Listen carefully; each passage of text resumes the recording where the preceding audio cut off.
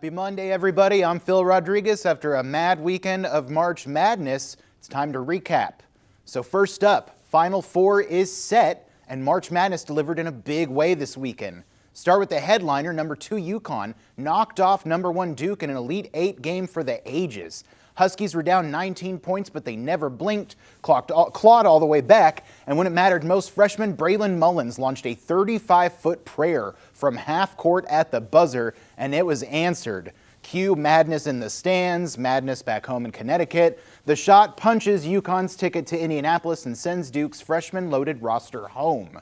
Head coach Dan Hurley's Huskies now have their third Final Four in 4 years. The fans were going crazy after that one. I literally heard people screaming at the bar next door to where I was at. That's not footage from it. It'd be great if it was. But then on Saturday, 2 more programs snapped lengthy droughts themselves. Arizona ended a more than 20-year Final Four absence with a win over Purdue. And Illinois hadn't been to this stage in 21 years before they took down Iowa behind Andrej Stojakovic and a 7'1" force in the paint, Tomislav Ivisic. And Michigan, well, the Wolverines weren't playing around either. They steamrolled 6-seeded Tennessee behind the best defense in the country.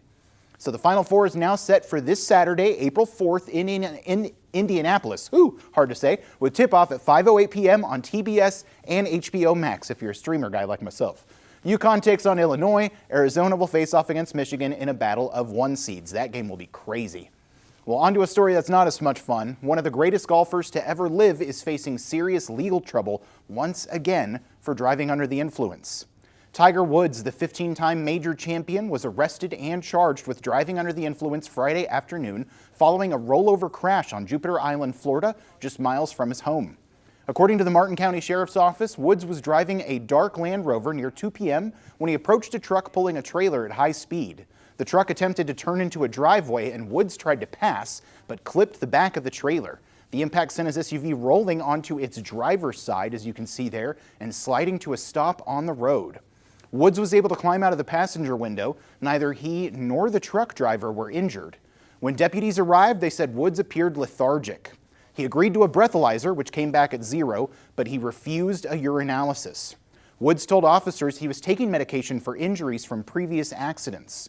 Sheriff John Budensek said at a press conference that investigators believe impairment was caused by medication, but without the urine test, he said, quote, "We will never get definitive results."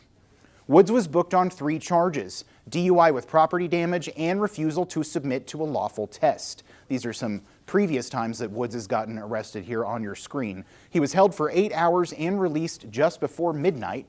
No court date has yet been set. It is the second DUI arrest of Woods' career. In 2017, where we just had that video from, he was found asleep behind the wheel in Florida with 5 prescription drugs found in his system.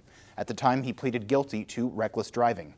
Now, Woods has not competed in a professional tournament since the 2024 Open Championship, but he did play earlier this week in an exhibition match. Well, ladies, it was a big weekend for basketball. What hoops did y'all catch? Maybe that Thunder and Knicks game last night? It was close until it wasn't. Yes, I did watch the Thunder and Knicks game, and I was on the edge of my seat. Now, I never know much about sports, but I do know that every time the Thunder play, you get a free taco at Taco Bueno. So there you go. Free taco tonight. Big stuff. Big Thanks, stuff. Phil.